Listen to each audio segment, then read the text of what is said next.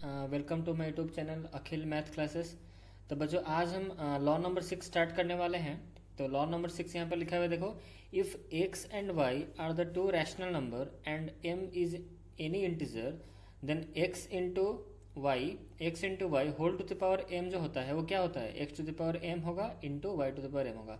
कहने का मतलब यह है कि यहाँ पर लिखा है कि लॉ 6 में कि x और y दो रैशनल नंबर है, ठीक है। एक्स और वाई क्या है, दो रैशनल नंबर है, और जो m है यहाँ पर वो एक कोई इंटीजर हो सकता है, इज एनी इंटीजर।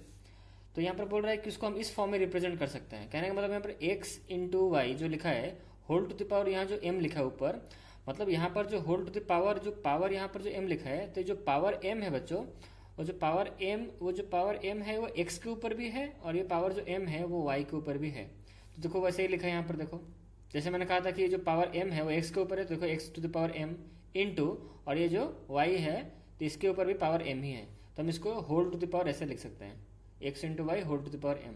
अगर कुछ कोई भी क्वेश्चन इस फॉर्मेट में हो तो हम इसको इस फॉर्मेट में लिख सकते हैं। अगर कोई क्वेश्चन इस फॉर्मेट में हो तो उसको हम इस फॉर्मेट में लिख सकते हैं। समझ में आ गया? अच्छा, और एक बात यहाँ पर आपको बता दूं कि सिर्फ इंटू होने पे ही ये मतलब हो सकता है। मतलब अगर इंटू हुआ रिलेशन, तो एक्स और वाई के बीच में अगर इंटू हुआ, मतलब एक्स और वाई का रिलेशन अगर मल्टीप्लिकेशन हुआ, तभी हम इसको इस फॉर्मेट में रिप्रेजेंट कर सकते हैं।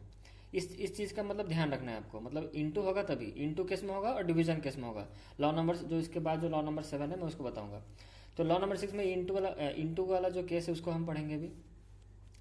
तो ये जो लॉ है लॉ नंबर 6, उसको हम एग्जाम्पल के थ्रू समझते हैं इसको। यहाँ पर देखो 2 into three whole to the power 3। अब हम इसको प्रूफ करते हैं। मतलब ये जो लॉ यहाँ पर जो गिवन है, मतलब ये जो फॉर्मेट में कोई क्वेश्चन अगर है तो ये जो फॉर्मेट है उसको हम इस फॉर्मेट में रिप्रेजेंट कर सकते हैं। इसका मतलब ये जो है ये वही है, कहने का मतलब ये जो है ये वही है। तो हम इसी चीज़ को हम प्रूफ करेंगे कि ये जो है ये वही है कि नहीं। देखो एग्जाम्पल देखो यहाँ पर 2 इंटू थ्री, यहाँ पर देखो हमने लॉ नंबर 6 यहाँ पर अप्लाई किया है। यहाँ पर लिखा है 2 into three whole to the power 3। तो जैसे मैंने कहा है लॉ 6 को अगर यहाँ पर अप्लाई करोगे, लॉ 6 को यहाँ देखो, यहाँ पर इंटू रिलेशन है, यहाँ पर 2 into three whole to the power 3 है। इसका मतलब क्या होता है कि ये जो 3 पावर है, ये जो 3 पावर 2 के ऊपर भी है, और ये जो 3 जो पावर है वो 3 के ऊपर भी है। देखो उसी प्रकार मैंने नीचे लिखा है इसको। तो अब हम इसको चेक करते हैं, प्रूफ करते हैं कि ये दोनों लॉ, यहाँ पर 6 क्या बोल रहा है कि ये जो है ये वही है। इसका मतलब इसका जो वैल्यू होगा, यहाँ इसका जो वैल्यू होगा, दोनों क्या होंगे, इक्वल होंगे। अगर हम इसको सॉल्व करके इसका वैल्यू निकालेंगे, अगर इसको सॉल्व करके इसका वैल्यू निकालेंगे, तो बच्चों इन दोनों का वैल्यू क्या निकलेगा, सेम निकलेगा, क्योंकि ये क्या है, ये जो है ये वही है, ठीक है। तो अब इसको हम प्रूफ करते हैं। यहाँ पर देखो मैंने प्रूफ यहाँ पर लिखा हुआ है, तो इसको हम चलो प्रूफ करते हैं। तो पहला यहाँ पर पहले ये इसी एग्जाम्पल को हम प्रूफ करते हैं। यहाँ पर लिखा है 2 into three whole to the power क्या लिखा है, 3 लिखा है, ठीक है। अब मुझे बच्चों इसका वैल्यू कितना होगा, तो 2 इंटू थ्री कितना हो गया, 6 हो गया, 6 टू द पावर कितना हो गया, 3 हो गया। तो यहाँ 6 टू द पावर 3 मतलब क्या, 6 को 3 बार मल्टीप्लाई किया गया है, तो 6 इंटू सिक्स इंटू सिक्स कितना हो गया, इसको इंटू करो, 6 इंटू सिक्स 36, 36 इंटू सिक्स कितना होता है 216। इसका मतलब वैल्यू क्या होगा, 216 होगा। तो 6 को 3 बार मल्टीप्लाई करने से 216 होगा। उसके बाद यहाँ पर देखो क्या करना है, मतलब इसका तो वैल्यू निकल गया 216। अब अच्छा, इसको हम ये जो 2 into three whole to the power जो 3 है, इसको हम किस फॉर्मेट में लिख सकते हैं। इसको मैंने जैसे आपको बताया था कि 2 into three into 3 to the power 3, मतलब सॉरी 2 इंटू थ्री नहीं, 2 to the power 3, 2 to the power 3 into 3 to the power 3। मतलब ये जो 3 जो पावर है वो 2 के ऊपर भी है इंटू 3 के ऊपर भी है। तो इसका अब हम वैल्यू निकालते हैं। तो देखो 2 को 3 बार अगर मल्टीप्लाई करोगे तो 2 इंटू टू इंटू टू, ठीक है, इंटू यहाँ पर लिख दिया। फिर 3 को 3 बार मल्टीप्लाई करोगे, 3 इंटू थ्री इंटू थ्री। तो इसको जब सॉल्व करोगे तो 2 को 3 बार मल्टीप्लाई करने से कितना होगा, 8 हो गया, इंटू 3 को 3 बार मल्टीप्लाई करोगे तो कितना हो जाएगा, 27 हो जाएगा। 3 इंटू थ्री 9, 9 इंटू थ्री 27। अब इसको सॉल्व करो, 7 इंटू 8 कितना 56, कैरी 5, फिर 8 इंटू टू कितना 16, 16 और 5 प्लस करोगे तो कितना हो जाएगा 216। देखो सेम आंसर आया। तो देखो 2 into three whole to the power 3, इसको हम सॉल्व किया, आंसर कितना निकला 216 लिखा।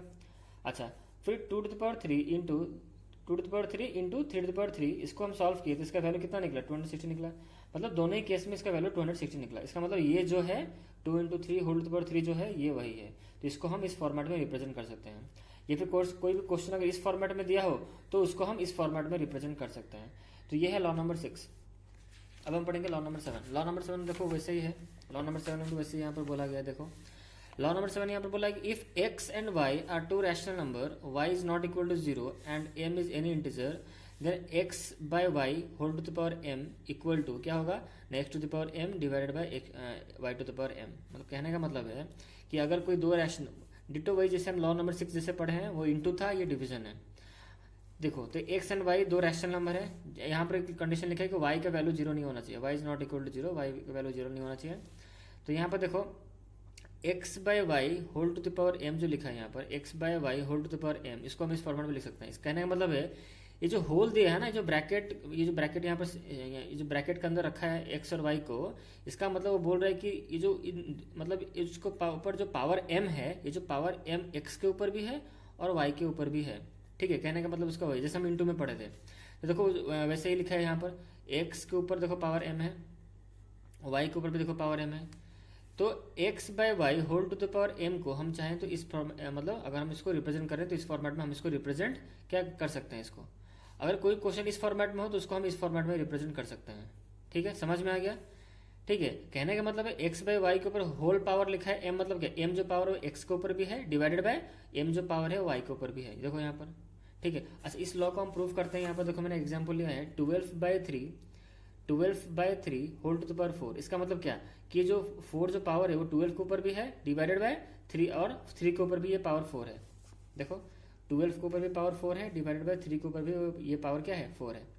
तो इसको हम सॉल्व करते हैं। देखो तो प्रूफ करने के लिए पहले हम ये वाला पार्ट लिख लेते हैं, 12/3 होल टू द पावर 4, इसको हम सॉल्व करेंगे। तो यहाँ पर देखो 12/3 होल टू द पावर 4। अच्छा इसको सॉल्व कैसे करेंगे, देखो सॉल्व करो इसको। तो ये देखो कट जाएगा, 3 1 जाए, ये 4 जाए, तो आंसर कितना निकलेगा 4 टू द पावर 4। तो 4 टू द पावर को अगर तुम सॉल्व करोगे तो 4 को 4 बार लिखना है। तो 4 को 4 बार लिखोगे कितना हो गया, 4 इंटू 4 16, ये 4 इंटू 4 16, तो 16 हो गया 256। तो इसका वैल्यू कितना निकला 256 निकला। अच्छा अब ये जो 12/3 होल टू द पावर 4 था, इसको हम वैल्यू निकाले 256 निकला। अच्छा जैसे मैंने कहा था 12/3 होल टू द पावर जो 4 है उसको हम इस टाइप को मतलब इस फॉर्म में इसको हम रिप्रेजेंट कर सकते हैं, 12 whole to the power 4 divided by 3 whole to the power 4, इसको इस फॉर्मेट में रिप्रेजेंट कर सकते हैं। इसका मतलब इसका जो वैल्यू आया है 256, मतलब इसको भी सॉल्व करने से 256 ही वैल्यू आएगा। देखो यहाँ पर वैल्यू उतना ही आएगा। तो इसको सॉल्व करोगे 12 को अगर तुम 4 बार मल्टीप्लाई करोगे, 12 में 4 बार मल्टीप्लाई करो, मैं उसको ऐसे लिख देता हूँ, 12 को 4 बार मल्टीप्लाई, नीचे 3 डिवाइड करना किसको 3 को 4 बार। समझ में मैंने क्या किया, 12 यहाँ पर क्या है 12 टू द पावर 4 है, 12 को मैं 4 बार लिखा डिवाइडेड बाय 3 को मैं 4 बार लिखा, 12 को 4 बार लिखा और 3 को 4 बार यहाँ पर मैंने लिखा। इसको कैंसिल आउट करो, ये देखो कितना हो गया 4 हो गया, यहाँ पर देखो 4 हो गया, यहाँ पर ये भी कट के 4 हो जाएगा। समझ में आ रहा है, ये भी कट के 4 हो जाएगा। देखो कैसा हुआ, 4 कितने बार हुआ 4 बार, तो 4 अगर 4 बार हुआ तो वैल्यू कितना आएगा, यहाँ हम निकाले 4 अगर 4 बार आया तो वैल्यू कितना था 256। तो देखो यहाँ पर भी 4 4 बार आया तो वैल्यू हुआ 256। दोनों ही केस में वैल्यू देखो 256 निकला। इसका मतलब ये जो लॉ है लॉ नंबर 7, इसको हमने प्रूव कर दिया कि x बाय वाई, कोई भी अगर कोई क्वेश्चन अगर इस फॉर्मेट में दिया हो x by y whole to the power m, इसका मतलब जो होता है कि m जो पावर है वो x के ऊपर भी है डिवाइडेड बाय, और ये जो m जो पावर है वो y के ऊपर भी है। ये यहाँ पर मैंने लिखा है, जो मैंने बोला यहाँ पर मैंने उसको लिखा है। अगर कोई भी क्वेश्चन इस फॉर्मेट में हो तो उसको हम इस फॉर्मेट में भी लिख सकते हैं। यहाँ पर कोई क्वेश्चन अगर हमने देखा कि यहाँ पर भी दोनों का मतलब या x to the power m है divided by y to the power m है, मतलब दोनों का पावर अगर सेम दिखा हमको तो हम इसको इस फॉर्मेट में रिप्रेजेंट कर सकते हैं। बट एक चीज़ याद रखना है, ये डिवीजन केस में होगा और जो लॉ नंबर 6 हम जो पढ़े वो होगा इंटू केस में। तो इंटू केस में और डिवीजन का केस में ही हम इसको इस वे में इसको हम रिप्रेजेंट कर सकते हैं। अच्छा अब आप पूछोगे सर अब अगर प्लस हुआ तो क्या हुआ, अगर सपोज प्लस दिया हो तो क्या करेंगे। अगर प्लस गिवन है तो हम उसको उस फॉर्मेट में रिप्रेजेंट नहीं कर सकते। ध्यान रखो ये बात को कि सिर्फ इंटू में और डिवीजन में ये लॉ अप्लाई होगा। क्या कहा मैंने, सिर्फ इंटू में और डिवीजन के केस में ही ये रूल अप्लाई होगा और कहीं पे नहीं होगा। प्लस में भी नहीं होगा, नहीं माइनस में होगा। अच्छा प्लस में क्यों नहीं हुआ, माइनस में क्यों नहीं होगा, इसको मैं अब यहाँ पर बताऊंगा। देखो मैं और एक पेज में यहाँ बताता हूँ ना क्यों नहीं अप्लाई हो रहा है। मतलब ये जो लॉ है, जो ब्रैकेट वाला जो लॉ है, कहने का मतलब मैं और एक बार यहाँ पे लिख देता हूँ। देखो जैसे लॉ नंबर 6 हमने क्या पढ़ा, x into y whole to the power जो m है, इसको हम लिख सकते हैं कैसे, किस फॉर्मेट में, x to the power m into y to the power m। ठीक है। अच्छा डिवीजन में हमने क्या पढ़ा, डिवीजन में हमने वैसे पढ़ा x by y whole to the power जो m है, इसको हम लिख सकते हैं x के ऊपर भी पावर m है डिवाइडेड बाय एक सॉरी यहाँ पर y टू द पावर यहाँ पर भी m है, ठीक है। तो यहाँ पर देखो बच्चों, इन केस ऑफ मल्टीप्लिकेशन और in case of division we can write in this form, मतलब ये अगर ऐसा है तो इसको हम इस फॉर्म में लिख सकते हैं, अगर ऐसा है तो इसको इस फॉर्म में लिख सकते हैं। डिवीजन केस में भी अगर ऐसा है तो इसको इस फॉर्म में हम लिख सकते हैं, अगर इस फॉर्म में है तो इसको हम इस फॉर्म में लिख सकते हैं। बट बच्चों यहाँ पे याद रखो, प्लस केस में और माइनस केस में नहीं होगा।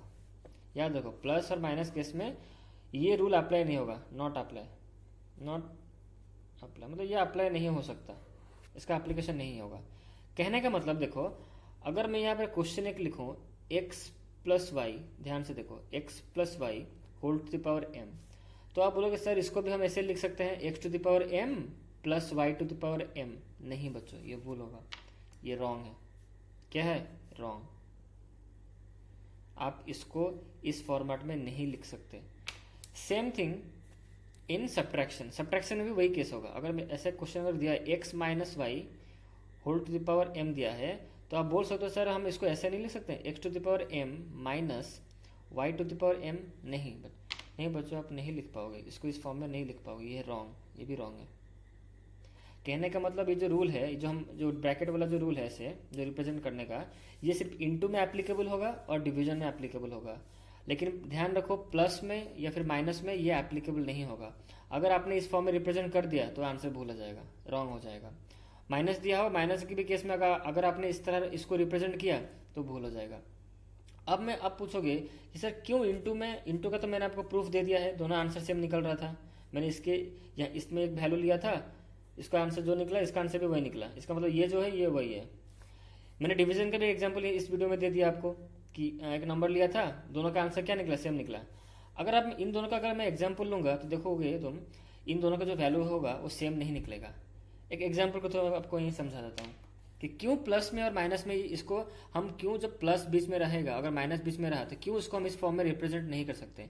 क्यों नहीं कर सकते? इसका हम वेरिफिकेशन करते हैं। यहाँ पर देखो, जैसे मैंने कहा कि x plus y whole to the power m है, ठीक है।